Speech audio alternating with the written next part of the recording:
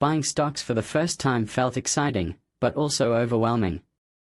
Looking back, there are things I really wish I understood before I started.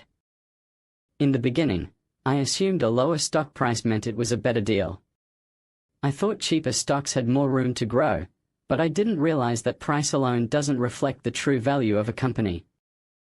Some companies are cheap because they're in trouble, and others are expensive because they're strong. It's the value behind the business that matters, not the price tag. I also believed I could time the market, that I could wait for the perfect dip to buy low and sell high. But I quickly learned that trying to predict the market is nearly impossible.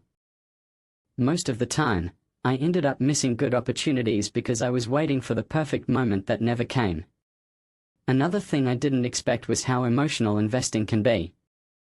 When the market dropped, I panicked and sold too early. When stocks went up, I bought in late out of fear of missing out.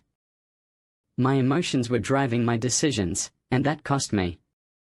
Now, I understand the importance of having a long-term plan and sticking to it, no matter what the market is doing. At first, I put all my money into just a few stocks, thinking they were sure winners.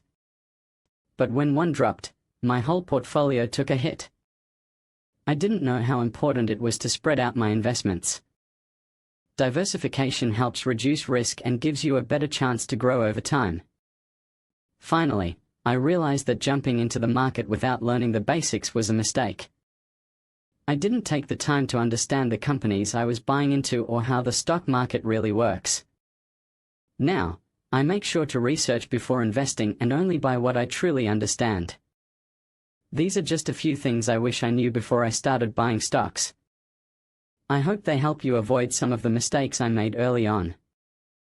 If you found this helpful, don't forget to like this video and subscribe to the Cash Blueprint for more simple, honest advice on building wealth through investing. Thanks for watching.